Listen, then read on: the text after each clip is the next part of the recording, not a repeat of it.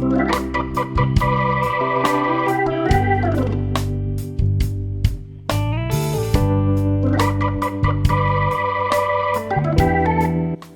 paz do Senhor Jesus, igreja amada, pela graça do Senhor, chegamos a mais um culto de adoração e celebração.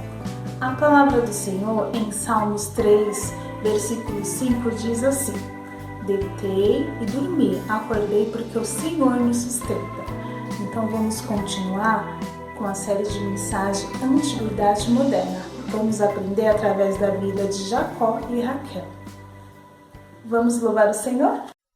Paz, igreja, tudo bem? A palavra diz: todo ser que respira, louva o Senhor. Vou louvar a Deus com a minha bateria hoje e espero que esses louvores possam alegrar vocês, possam dar novas forças, revigorar o ânimo e trazer à memória aquilo que nos traz esperança, que é Deus. Amém?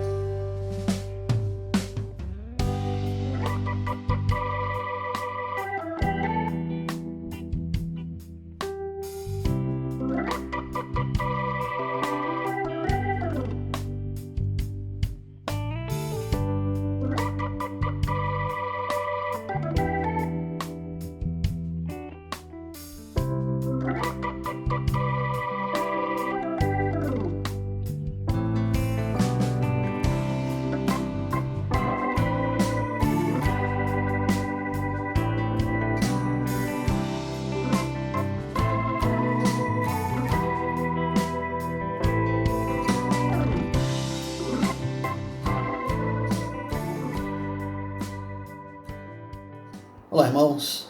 É um prazer me dirigir a vocês e cumprimentá-los com a paz do Senhor. Com um forte abraço. E quero compartilhar um pouco com vocês sobre o que é possível aprender com Jacó e Raquel. A palavra de Deus, no livro do Gênesis, registra o seguinte: depois de algum tempo fugindo de seu irmão Esaú, Jacó estava à beira de um poço. Raquel, filha de Labão, chega com o rebanho de ovelhas de seu pai. Jacó retira a pedra da boca do poço e tira água para saciar o rebanho. Depois de dar água ao rebanho, Jacó dá um beijo em Raquel e começa a chorar. Chorar muito e muito alto. Neste texto, temos a história de uma das principais famílias patriarcais, Jacó e Raquel. Uma história cheia de emoções, aventuras e mistérios. Como é que começa uma família? Como foi que começou a sua família?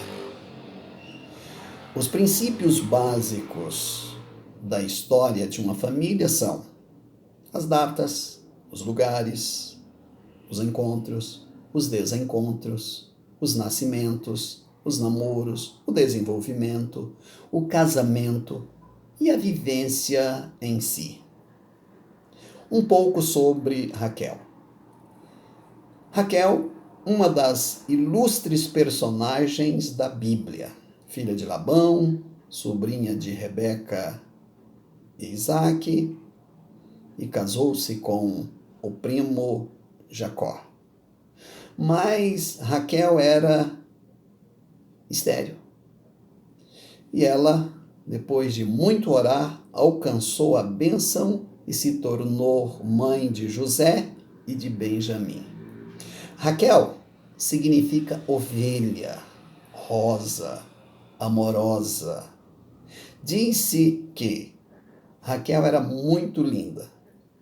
E apesar de ver numa época em que a mulher era muitíssimo reprimida, Raquel era muito extrovertida, disposta e até fazia trabalho de homens. Era pastora, ela cuidava do rebanho do seu pai. E Jacó? Jacó, filho de Isaac e Rebeca, irmão gêmeo de Esaú, neto de Abraão, um menino caseiro. O significado de Jacó é suplantador, aquele que tem facilidade de enganar os outros. Jacó estava sempre no aconchego da mãe.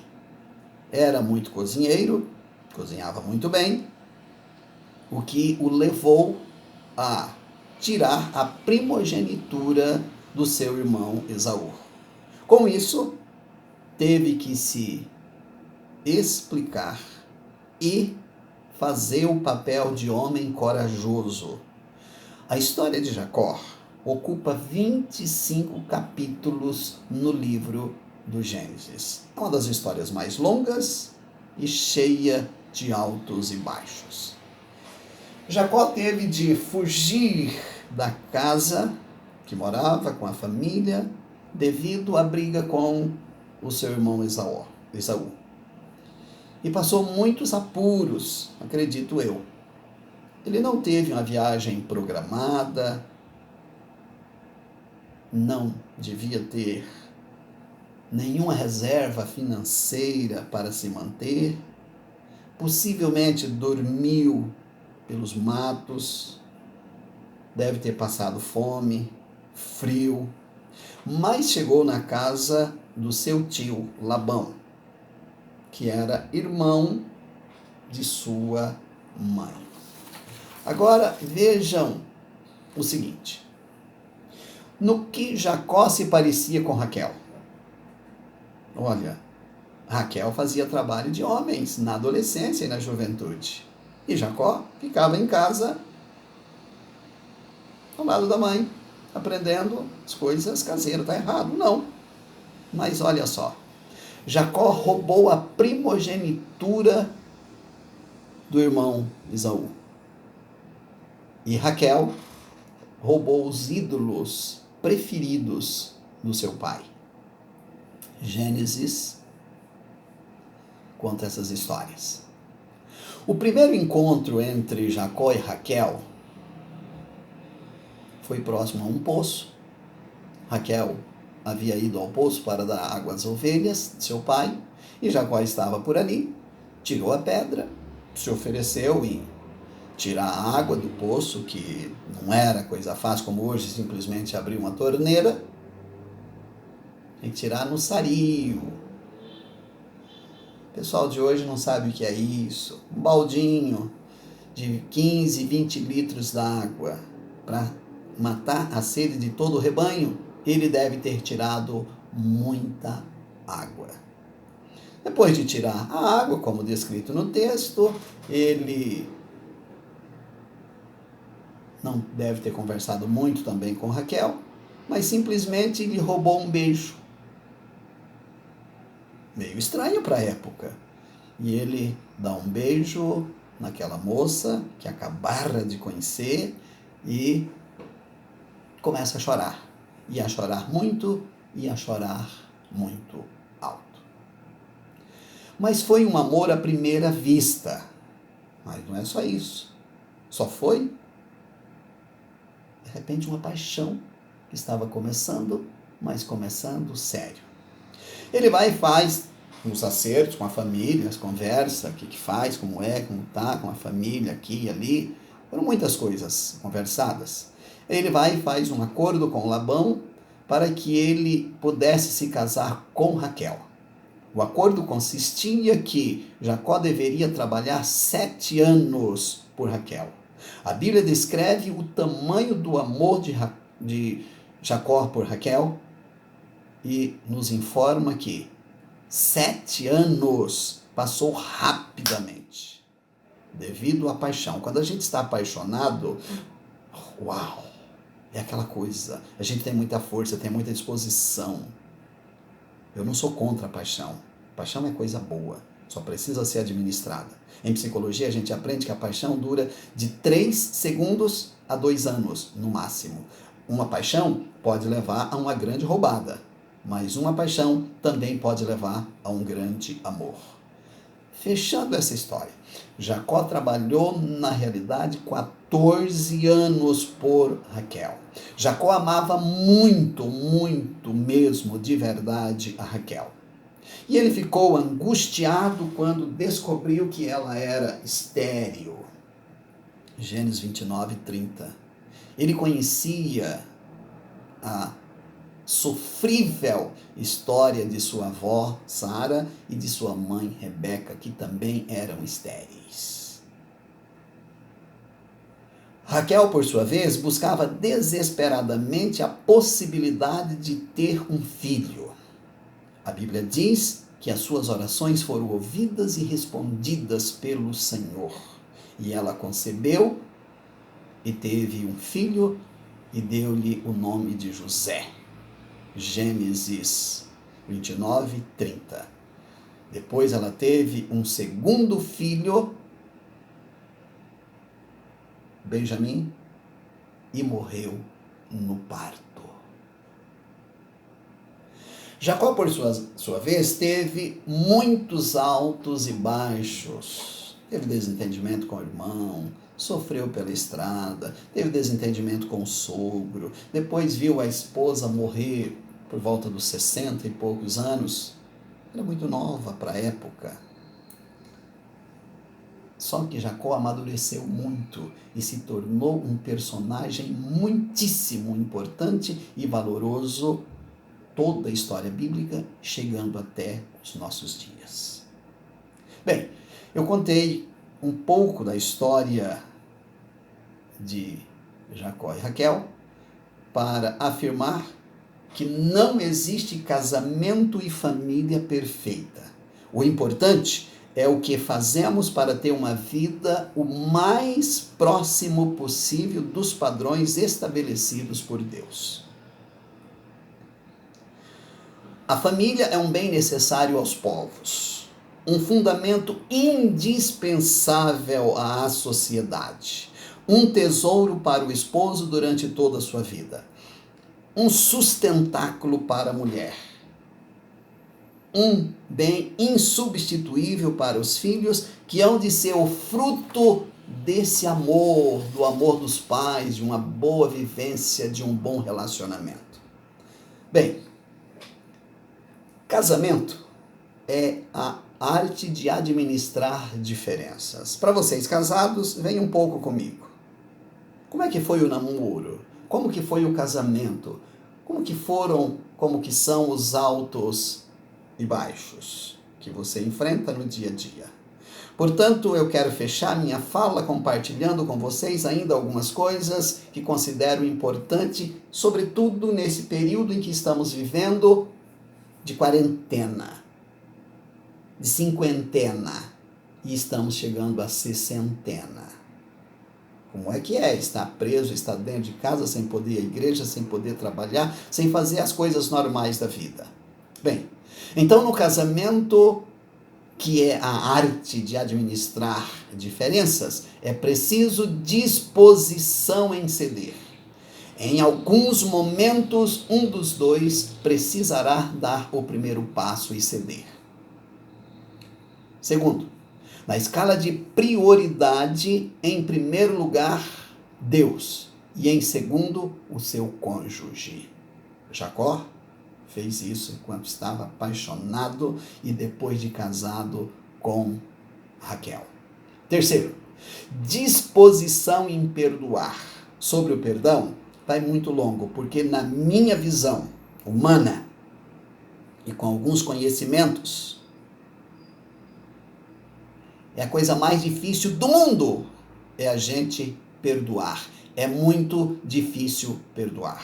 O perdão, repito, é a coisa mais difícil para o ser humano. Mas no casamento é preciso se ter disposição em perdoar. Quanto mais íntimos, mais facilidade de se ferirem. Daí a importância do perdão. Quem perdoa, perde. Um outro dia eu falo sobre isso. Quarto, jamais mentir um para o outro. Pai mentir para filho, mentir para a esposa, mãe mentir, filhos mentir para os pais. Olha, a mentira, ela destrói os principais pilares de qualquer relacionamento, principalmente do casamento. A mentira destrói o respeito e a confiança. E por último, é preciso manter o romantismo.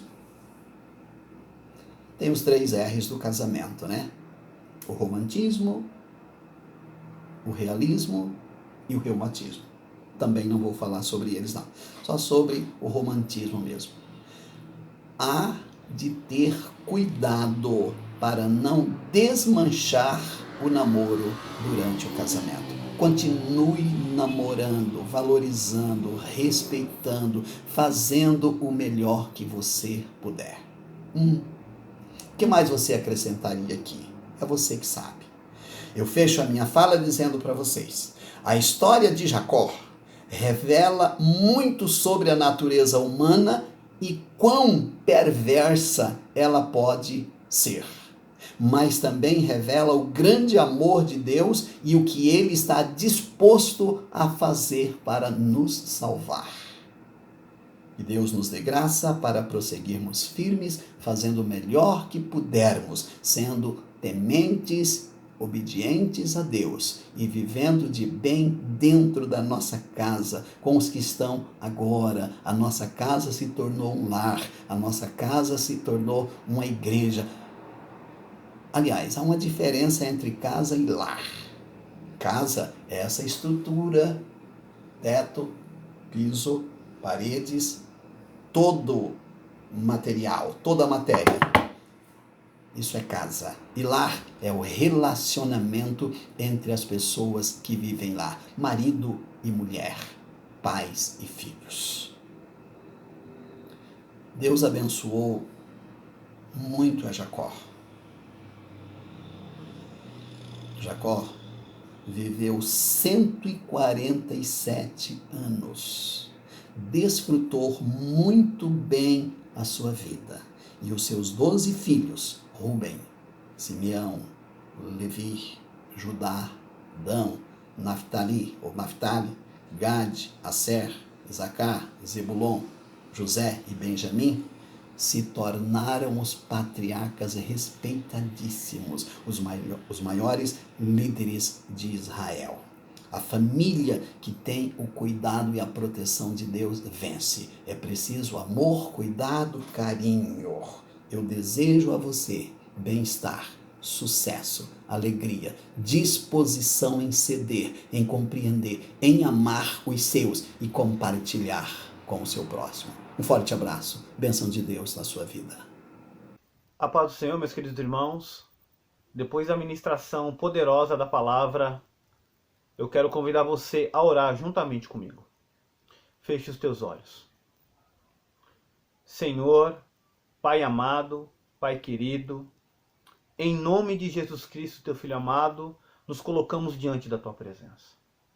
Meu Deus, e a nossa oração é de gratidão pela tua palavra. A tua palavra que nos traz ensinamentos, que nos traz direcionamentos. A tua palavra que é guia, que nos norteia em meio a tantas situações difíceis, que nos traz esperança para que nós possamos no Senhor prevalecer e permanecer de pé. Pai, mesmo no engano, mesmo parecendo que tudo esteja perdido, quando permanecemos no Senhor, a vitória. E o que dizer da história deste casal, ó Pai? Jacó e Rebeca, que nos ensinaram a manter uma aliança, Senhor. E a aliança deste casal é fruto daquilo que o Senhor colocou no coração deles, ó Pai, que é o amor, a fidelidade. Meu Deus, como nós aprendemos com esta palavra. E que nós possamos aplicar em nossas vidas, para que sejamos fiéis ao Senhor, para que tudo nos vá bem e possamos vencer os desafios. Meu Deus, nós oramos para que o teu Espírito poderoso, o teu Espírito Santo, ó Pai, venha nos ensinar dia a dia, venha nos conduzir dia a dia pela mão, para que nós possamos, meu Deus, aplicar esta palavra na nossa vida e o teu nome mais uma vez ser exaltado e ser glorificado. Meu Deus, é o que nós te pedimos, ó Pai. Em nome de Jesus. A paz do Senhor. Vocês têm recebido informações pelo grupo de WhatsApp, pelas nossas redes sociais, dos números das contas para a transferência do dízimo e da oferta. Lembrando que o procedimento é esse: após a transferência, você pega o comprovante e transfere para a nossa tesoureira. Então eu peço a vocês que nesse momento se mantenham fiéis ao Senhor, se organizem financeiramente para manter a fidelidade a Deus, ofertando também, porque a obra do Senhor continua, mesmo não estando no templo, a igreja ela é mantida, ela é sustentada, tem pastores, missionários, obreiros que dependem dessa oferta e também da devolução do dízimo. Então eu estimulo a vocês, continuem, lembrando, meus irmãos, que a bênção de Deus é sobre a nossa vida. Em toda e em qualquer circunstância Deus tem nos abençoado. Façamos sempre a nossa parte. Que Deus te abençoe.